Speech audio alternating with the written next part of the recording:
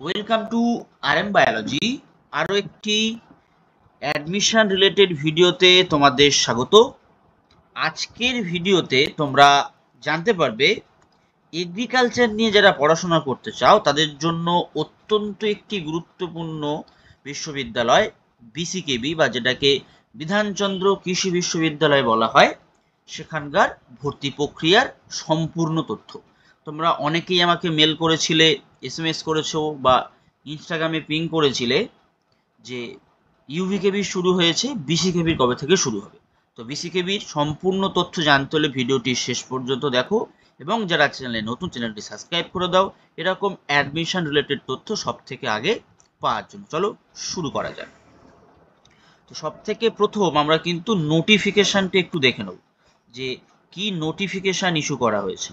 দেখো, তোমরা নোটিফিকেশানটা দেখতেই পাচ্ছ যে বিধানচন্দ্র কৃষি বিশ্ববিদ্যালয় নোটিফিকেশান নম্বর দেওয়া রয়েছে, subject admission to BSc honours agriculture or horticulture course at BCKV for the academic session 2025-26।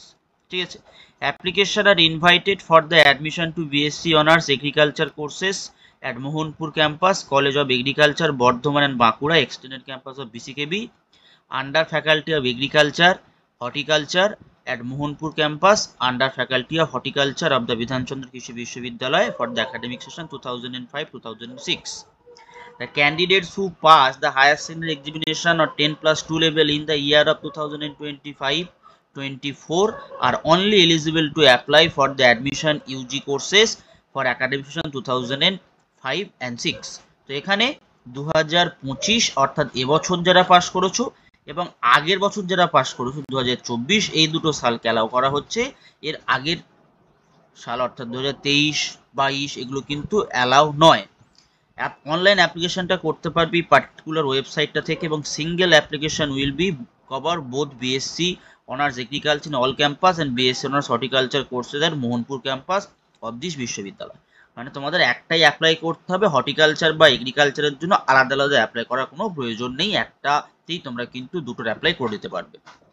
এরপর যদি আমরা সিট দেখে নিই যে কোথায় কত সিট আছে, দেখো বিএসসি যে এগ্রিকালচার কোর্সটা আছে এখানে, সেখানকার জন্য ক্যাম্পাস কিন্তু তিনখানা, মোহনপুর যেটা মেন ক্যাম্পাস, বর্ধমান আর শুশুনিয়া বাঁকুড়া এ দুটো কিন্তু এক্সটেন্ডেড ক্যাম্পাস। টোটাল দেখো মোহনপুর ক্যাম্পাসের জন্য WBCHSC ইউআর ক্যান্ডিডেটদের সিট কিন্তু তোমার 56টা, এসসিদের সিট 22টা, এসটিদের সিট 8টা, ওবিসি এ 13, ওবিসি বি 9 এবং পিডাব্লিউডি যারা হবে তাদের জন্য ইউআর এর 2টো, এসসির 1টা, ইডাব্লিউএস ক্যান্ডিডেটদের জন্য 13টা, টোটাল 129টা সিট আমাদের WBCHSC বোর্ডের জন্য। ঠিক একই রকমভাবে আদার বোর্ডের জন্য 13টা, ভোকেশনালদের জন্য 6টা। বর্ধমানের যে ক্যাম্পাস সেখানে WBCHSC বোর্ডের জন্য 33টা সিট রয়েছে। শুশুনিয়াতে WBCHSC বোর্ডের জন্য কিন্তু একই রকমভাবে 33টা সিট আছে। তোমরা সিট ব্রেকআপটা দেখতেই পাচ্ছ, দেখো এই সিট ব্রেকআপ করা আছে। আদার বোর্ডের জন্য দেখো তোমার বর্ধমানে রয়েছে 4টে, তারপর শুশুনিয়াতেও 4টে, আর ভোকেশনালের জন্য দুটোতেই আছে তোমার দুটো দুটো করে। তো টোটাল এগ্রিকালচারের সিট হচ্ছে সব মিলিয়ে 226টা সিট টোটাল। এবার যদি আমরা মোহনপুরে হর্টিকালচারের সিট দেখি, সেখানে WBCHSC বোর্ডের জন্য আছে 32টা সিট, যার মধ্যে 15টা ইউআর ক্যান্ডিডেটদের, এসসিদের 7টা, এসটি 2টো, ওবিসি এ 3টে, ওবিসি বি 2টো। এখানে কিন্তু ফিজিক্যাল হ্যান্ডিক্যাপদের কোনো সিট নেই। ইডাব্লিউএস এর জন্য 3টে, বলে 32টা সিট কিন্তু রয়েছে। আদার বোর্ডের জন্য 2টো, WBSCT যেটা তোমার ভোকেশনাল বোর্ড তাদের জন্য কিন্তু 2টো। এছাড়া যেটা অল ইন্ডিয়া এগ্রিকালচার এক্সাম হয় সেখানে কিন্তু বেশ কিছু সিট ধরা থাকে এবং পাশে দেখো গ্র্যান্ড টোটাল দেওয়া রয়েছে। তো টোটাল বিটেকের একটা এগ্রিকালচার ইঞ্জিনিয়ারিং হয় যেটা মোহনপুর নদিয়া ক্যাম্পাসে পড়ানো হয়, সেটা অ্যাডমিশন হয় WBJE থ্রু থেকে কয়েকদিন পরেই তোমাদের রেজাল্ট প্রকাশিত হয়ে যাবে। তো সেখানে আছে কিন্তু 32টা সিট। তো এইটা হচ্ছে টোটাল সিট সংখ্যা। তো সমস্ত কিছু মিলিয়ে টোটাল স্পোর্টস কোটা বা তোমার ল্যাটারাল এন্ট্রি সব কিছু মিলিয়ে টোটাল সিট সংখ্যা দাঁড়াচ্ছে কিন্তু 362টা। এবার এই ইউজি কোর্সের জন্য মানে মেরিট বেসে যে তোমাদের ফর্ম ফিল আপটা হবে, মেরিট বেসে যে ফর্ম ফিল আপ হবে, সেখানে এগ্রিকালচারের জন্য WBCHSC বোর্ডে দেখো 129টা হচ্ছে মেন ক্যাম্পাসের জন্য, আর টোটাল হচ্ছে বর্ধমান আর শুশুনিয়া মিলিয়ে হচ্ছে 66টা। তো টোটাল এরকমই সিট আছে, মানে প্রায় 195খানা সিট হচ্ছে WBCHSC স্টুডেন্টদের জন্য। WBCHSC ক্যান্ডিডেটদের জন্য কিন্তু 195টা সিট আছে এগ্রিকালচারের ক্ষেত্রে, এবং হর্টিকালচারের ক্ষেত্রে সিট সংখ্যা কিন্তু আছে 32টা। এটা হচ্ছে হর্টিকালচারের ক্ষেত্রে, ঠিক আছে। এরপরে যদি আমরা এসেনশিয়াল কোয়ালিফিকেশনটা দেখে নিই যে কত পার্সেন্টেজ পেতে হবে, সেটা প্রথমে বলা হচ্ছে যে age not less than 16 years as on 31 August 2025, অর্থাৎ 16 বছরটা হচ্ছে মিনিমাম, 16 বছর তোমার মিনিমাম হতেই হবে। এখানে কিন্তু আপার এজ লিমিটের কোথাও কোনো উল্লেখ দেখা যাচ্ছে না। এবার এসেনশিয়াল কোয়ালিফিকেশন অ্যাজ ফলোজ, এটা হচ্ছে WBCHSC বোর্ডের জন্য এবং বাকি অন্য যে বোর্ডগুলো আছে ICSE, CBSE, ISC এগুলোর জন্য। তাকে হায়ার সেকেন্ডারি পাস করতে হবে, ইংলিশ থাকতে হবে, ফিজিক্স থাকতে হবে, কেমিস্ট্রি থাকতে হবে, বায়োলজি থাকতে হবে, এবং ইংলিশে কিন্তু 100 মার্কসের পেপার হতে হবে। Percentage of marks at least 65% marks aggregate for general, OBC, EWS, sports quota candidate, অর্থাৎ যারা জেনারেল, OBC, EWS থেকে বিলং করো তাদের ক্ষেত্রে কিন্তু 65% এগ্রিগেটে থাকতেই হবে, এবং SC, ST, ফিজিক্যাল হ্যান্ডিক্যাপদের জন্য এগ্রিগেটে 55% থাকতে হবে। এটার মানে এই নয় যে তুমি 65 আর 55 পেলে এখানে চান্স পাবে, তুমি এখানে ফর্ম ফিল আপ করতে পারো। ভোকেশনাল বোর্ডের জন্য তোমাকে দেখো দেয়া রয়েছে যে first higher secondary examination with English, biology, compulsory academic elective, physics or chemistry and any two of the following vocational subject দেখো দেয়াই রয়েছে। পার্সেন্টেজ সেই একই পার্সেন্টেজ, 65% অল টুগেদার বা aforesaid 5 subject for general, OBC, EWS, আর 55% for SC, ST, PWD candidate, অর্থাৎ তোমার minimum criteria কিন্তু এটা। এরপরে যদি আমরা অ্যাপ্লিকেশন ফিজে চলে আসি, সেটা general, OBC A, OBC B, EWS এর জন্য ফিজটা 1500 টাকা। তারপরে যদি তোমরা SC, ST, PW দেখো 50% কমে গেল, গিয়ে হয়ে গেল 750 টাকা।